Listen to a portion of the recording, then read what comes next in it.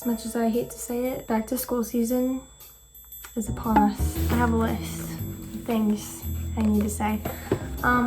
Hi guys, it's Maya. Welcome back to my channel. Today we're filming a how to get straight A's video coming from a longtime straight A student. So these are just some things that I personally found work best for me. Please take this with a grain of salt and apply it to where it need be. Also at the end of the video, I'm just gonna do a little bit of high school general advice / freshman oriented advice. But yeah, I hope you guys enjoy. Let's get started with the video.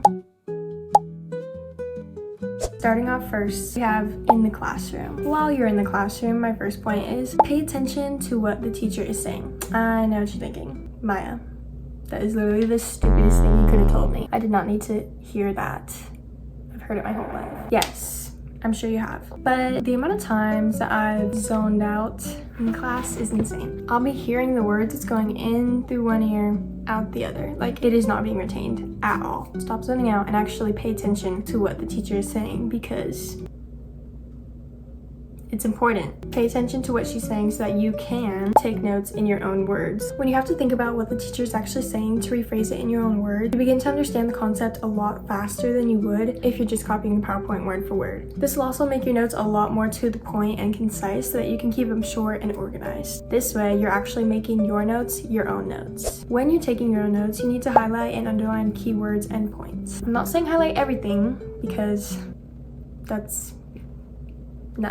All you need to highlight is the important things. Things that I usually emphasize like this are vocab words, titles, section titles, and words that would like help define a vocab word, if that makes sense. For example, say you have the word frequency, the number of complete wavelengths that pass a point in a given time. I would highlight the word frequency, number, and underline complete wavelengths. I could also replace the word number with the hashtag, because that also kind of stands for number. So then I can make the definition just a little bit shorter and shorten up my page to save space. I'll usually underline keywords like that in a definition so that I can figure out what the definition is basically about, if that made sense. Sometimes I'll even capitalize a word in a definition if I really want to draw attention to it. Ask all of your questions. I cannot stress how important this is. In elementary school, I was always too shy to ask my questions, and it often led to misunderstanding or not understanding anything at all, actually. I believe that's one of the reasons that I struggled so bad in my math and science classes, because I was too scared to ask my questions. However, in middle school, I stopped hearing what others thought and I just started asking questions that I genuinely had, because nobody actually cares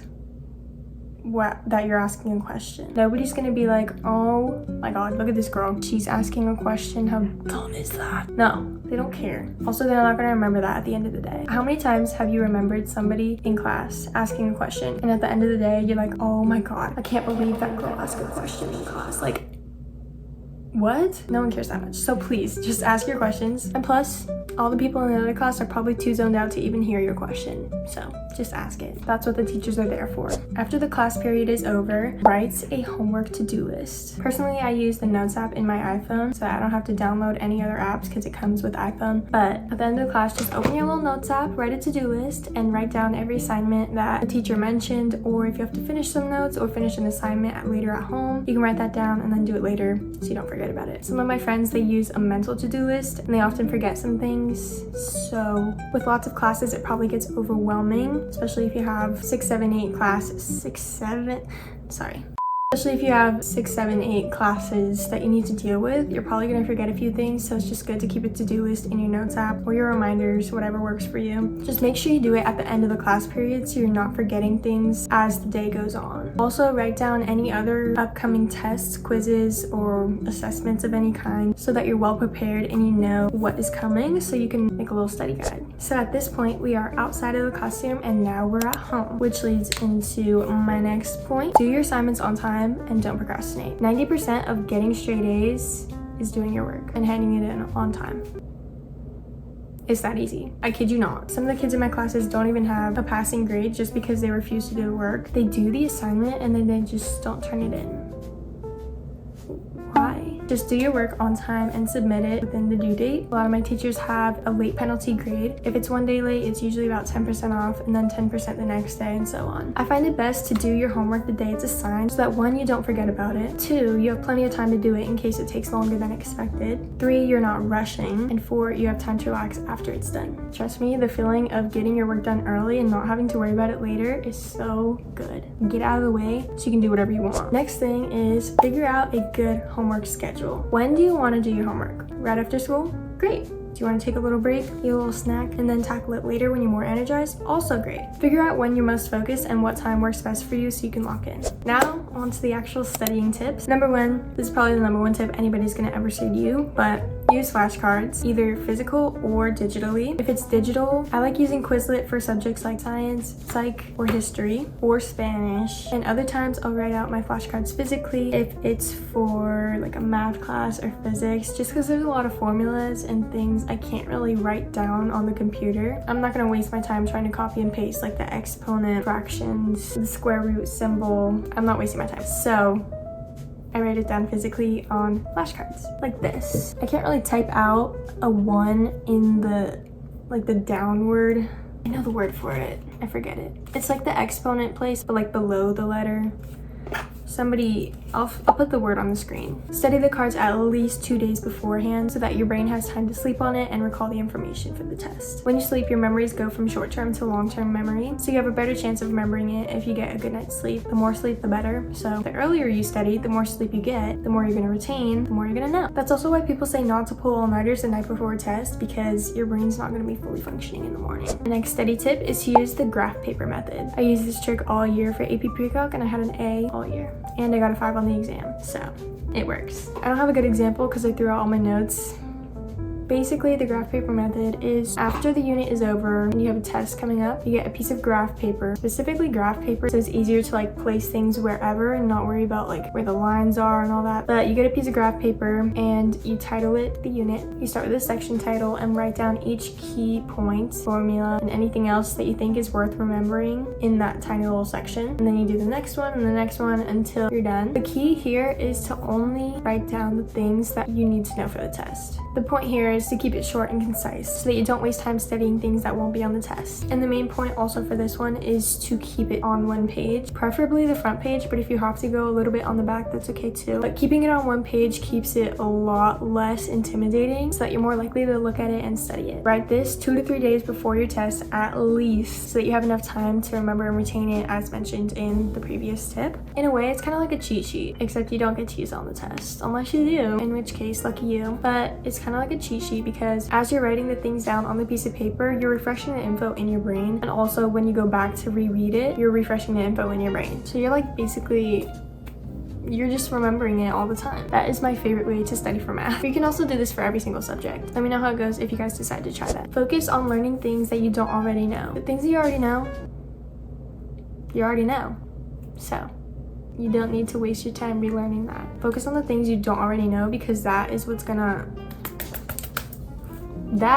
really gonna stand out on the test. You're gonna be able to answer the questions that you already know easy. If you spend too much time on that and not actually on the things that you need to remember because you don't know it, you're most likely not going to be able to answer the question in a timely manner. Just focus on the things you don't already know. You can do this by highlighting things, emphasizing. Hey guys, so I'm in the middle of editing this and I just forgot to mention one really important point that I usually do. Don't mind the way I look. I put on these glasses because I look chopped right now. But something that I really wanted to mention was if I really need to drill something into my head while I'm studying, I will usually say it out loud over and over again so I can audibly hear it in my head as if I'm in a lecture. So like if it's a vocab word, I'll just say the definition over and over again so that I can get the sense of, you know, after I hear the word, I know what's coming next. I know what sound is going to play in my head, what words are going to come next because I played it over and over and over again in my head, like a broken record, if that makes sense. So yeah, okay, bye guys. Use the spacing effect. I learned about this in AP Psych, and basically what it is, when learning or studying is spaced out out over time rather than crammed into a single section.